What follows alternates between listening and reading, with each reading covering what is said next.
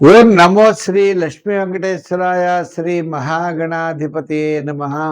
ఉగ్రం వీరం మహావిష్ణుం జ్వలంతం సర్వతోముఖం నృసింహం భీషణం భద్రం మృత్యుర్నమామ్యహం.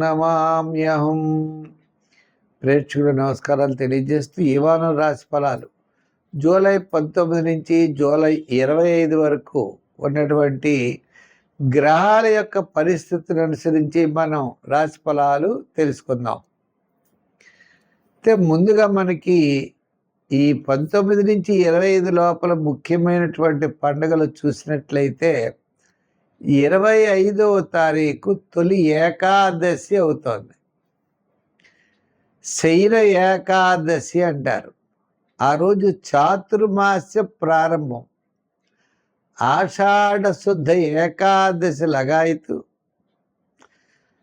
మనకి కార్తీక మాసంలో ఈ వ్రతం పరిపూర్ణం అవుతుంది. 4 మాసాలు పూర్తవుతాయి. ఆషాఢం నుంచి భాద్రపదం, భాద్రపదం నుంచి ఆశ్వీజం, ఆశ్వీజం నుంచి కార్తీకం.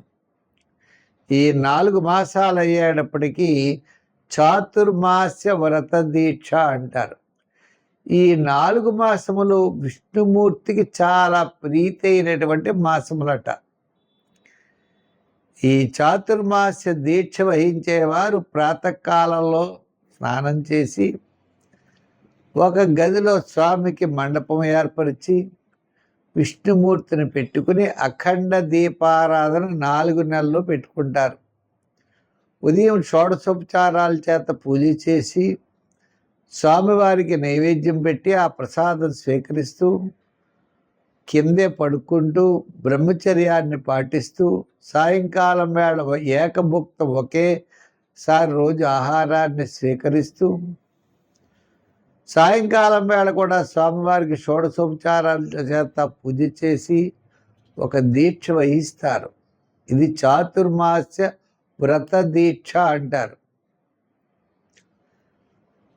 ఈ 4 మాసాలు ఆ స్వామిని ధ్యానం చేస్తూ ఉండాలట. ఇది అయితే ఈ వారం మనకి మీనరాశిలో శని, కుంభరాశిలో రాహువు, వృషభ రాశిలో కుజుడు, రవి, గురులేమో కర్కాటక రాశిలో, మిథున రాశిలో బుధుడు, శుక్రుడు, కేతువు సింహరాశిలో, చంద్రుడు కన్యా, తుల, వృశ్చిక రాశుల్లో ఈ వారం చంద్ర సంచారం ఉంటుంది. మేషరాశి, ఈ మేషరాశి వారికి ఈ వారం చాలా ప్రోత్సాహకరంగా ఉంటుంది. ఇంచేత చంద్రుడు 6వ, 7వ, 8వ స్థానాల్లో సంచారం. చంద్రుడి యొక్క బలం సంపూర్ణంగా ఉండడం చేత మానసికమైన ప్రశాంత వాతావరణంతో వార ప్రారంభంలో కార్యజయాన్ని పొందగలుగుతారు. వారం మధ్యలో శుభరూపమైన పుణ్యరూపమైన కార్యక్రమాల్లో పాల్గొంటారు.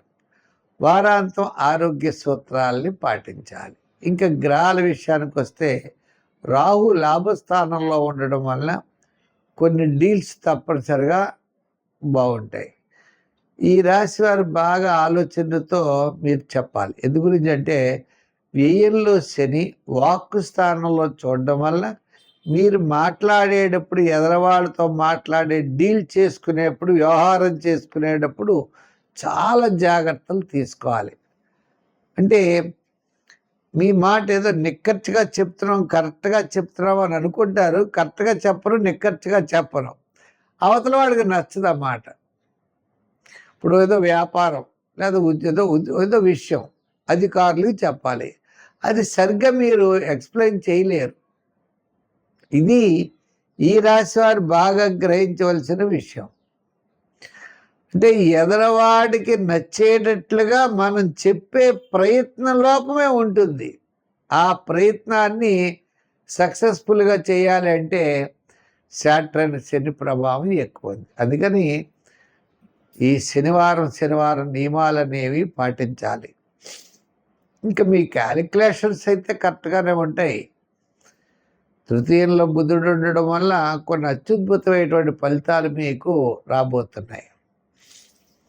విందులు వినోదాల్లో పాల్గొంటారు, సామాన్యంగా ఉంటుంది. అయితే విద్యార్థులు ఎక్కువ కష్టపడాలి. రాజకీయ నాయకులు కూడా అంతంత మాత్రంగా ఉంది.